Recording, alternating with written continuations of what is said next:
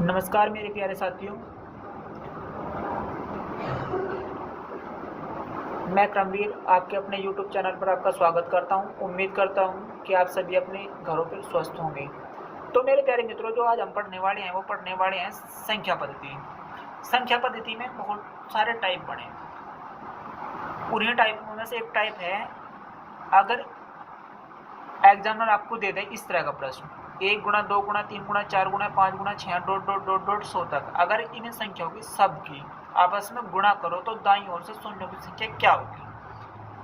बहुत अच्छा प्रश्न है और इनमें भी बहुत सारे टाइप हैं। वे सभी टाइपों पर हम चर्चा करेंगे और आज के बाद आप इन प्रश्नों को कभी भी छोड़कर नहीं हटेंगे। तो सबसे पहली बात तो यह, इन प्रश्नों को हल करने के लिए दोस्तों एक बात बताओ आप मुझे, वे छोटी से छोटी संख्या कौन सी हैं? वे छोटी से छोटी संख्या कौन सी हैं जिनकी आपस में गुणा करने के बाद में इकाई का अंक 0 आता हो? अब आप बताओ। आप बताओगे सर जी 2 और 5 हैं। धरती पर 2 ही संख्या ही ऐसी हैं छोटी से छोटी जिनकी आपस में गुणा करो तो इकाई का अंक तभी 0 आएगा। ठीक है ना? अगर ये नहीं होंगे तो 0 का अंक नहीं होगा। ठीक है जी? तो इनका होना जरूरी है, 2 का और 5 का एक साथ होना जरूरी है। अगर ये बिछड़ गए ना तो मेरे प्यारे मित्रों क्वेश्चन भी बिछड़ जाएगा। ठीक है ना? अगर ये एक साथ रहेंगे तो 0 आएगी, अगर ये एक साथ नहीं है तो 0 नहीं आने की। इस बात का विशेष रूप से ध्यान रखना। अब आप देखो, यहाँ देखो, इस प्रश्न को हल करने से पहले एक छोटा सा प्रश्न देखो। छोटा सा प्रश्न आपका है, देखो, अगर ये देख लो, अगर मैं ये लिख दूं आपके पास में 1 गुणा 2 गुणा 3 गुणा 4 गुणा 5 गुणा 6 गुणा 7 गुणा 8 गुणा 9 गुणा 10, ये है प्रश्न आपके पास में। अगर मैं इनके आपस में गुणा करूं तो क्या होगा? तो अगर आप इसे हल करोगे, देखो छोटे से छोटे फैक्टर करो इसके। देखो यहाँ 2 गुणा 2 होगा, 5 के तो फैक्टर होने के, इसके फैक्टर हो जाएंगे, 2 गुणा 3 हो जाएगा, इसके फैक्टर हो जाएंगे 2 गुणा 2 गुणा 2। ठीक है जी? ऐसे इसके फैक्टर कर लो 2 गुणा 5। ठीक है? अब देखो मैंने बताया जोड़ा होना जरूरी है। अब देखो आपने देखा यहाँ भी 2 है। देखो 1 2 3 4 5 6 7 8, 2 है ना, वो 8 बार आ रहा है। 2 कितनी बार आ रहा है? 8 बार आ रहा है 2। 5 देखो कितनी बार आ रहा है? 1 5 ही है यहाँ और 1 5 ही है। तो मेरे प्यारे मित्रों, मैंने आपको अभी बताया इनका दोनों का होना जरूरी है, लेकिन 2 तो ज़्यादा बार आ रहा है, कम बार कौन आ रहा है? 5 आ रहा है। 5 कितनी बार आ रहा है? केवल और केवल 2 ही बार आ रहा है। आ रहा है नहीं आ रहा है? ठीक है ना? आ रहा है। तो जब भी इस प्रश्न को हल करोगे आप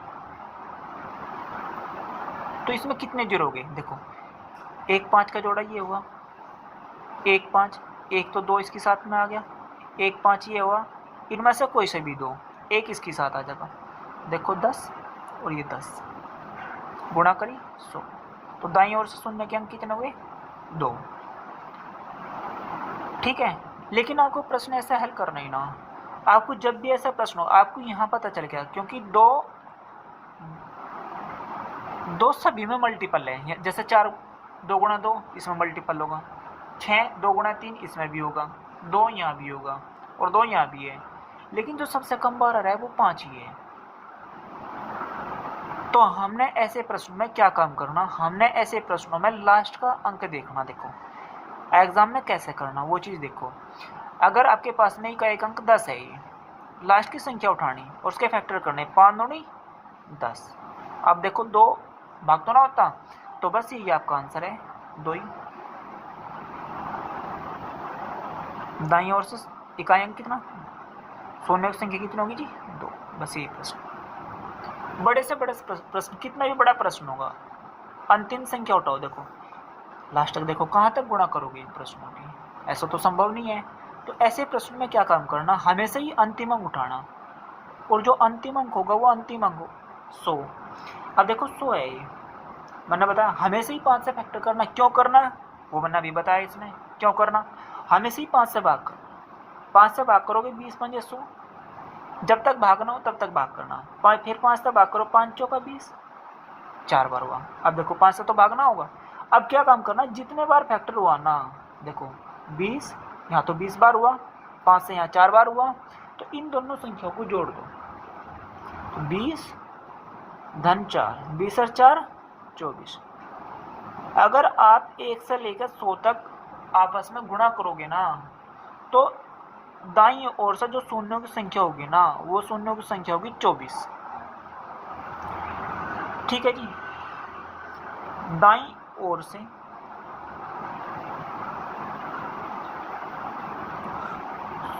शून्य कितने होंगे जी,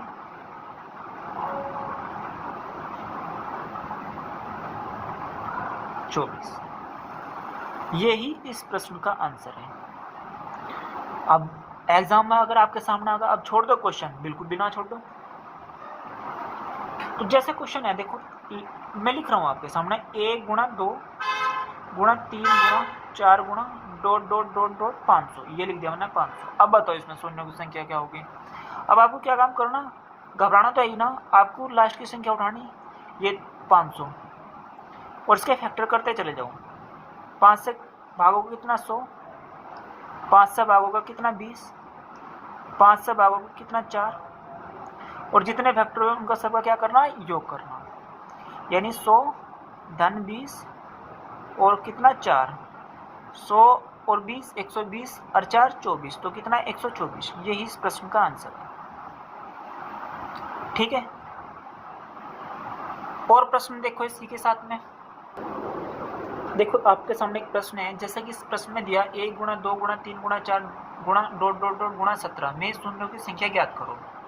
अभी बताया जो लास्ट की संख्या है उसे उठाना है 17। हमें से ही 5 से भाग करना है, 5 दिया 15।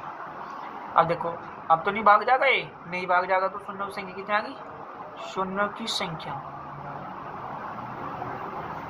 कितनी आएगी 3। दाईं ओर से जब इनकी गुणा करोगे तो शून्यों की संख्या कितनी होगी, 3 होगी। हल करो।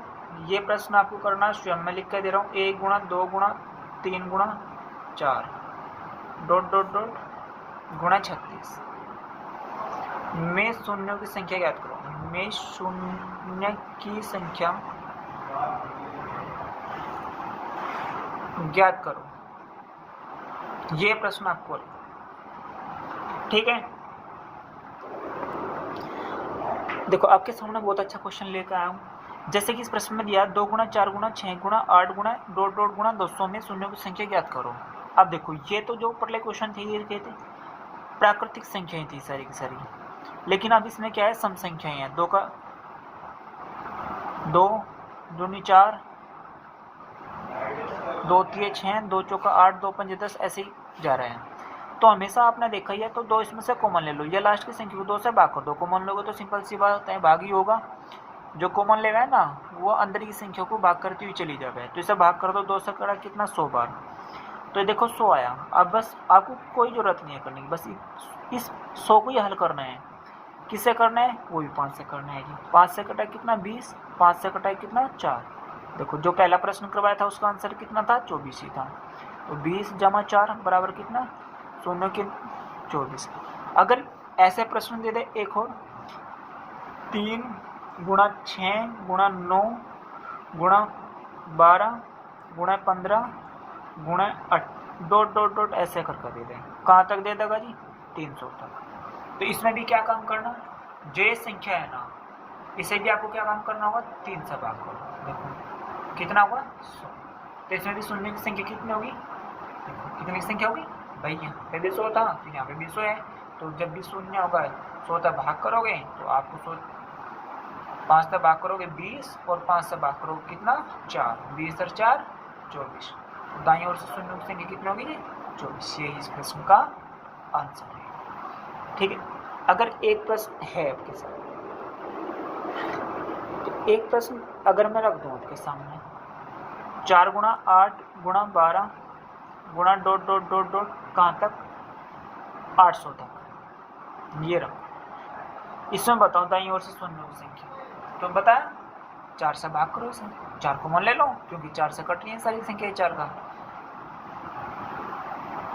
200। अब 200 को आप भाग करोगे, 200 का फैक्टर लगाओ यहाँ पे, 5 चौक 20, 5 आठे 40 और 5 एकम 5। एक बार मारनी चलेगी, सबको जोड़ दो जी। 40 जमा 8 जमा 1 कितना होगा जी 49। तो दाईं ओर से शून्यों की संख्या कितनी होगी, दाईं ओर से शून्यों की संख्या होगी 49। बस ये इस प्रश्न का आंसर है। तो अभी बहुत सारे प्रश्न हैं इसमें मेरे प्यारे मित्रों, और नेक्स्ट वीडियो में कराऊंगा मैं। तो उम्मीद करता हूँ मेरे प्यारे दोस्तों जो क्वेश्चन कराएंगे आपकी समझ में आए होंगे।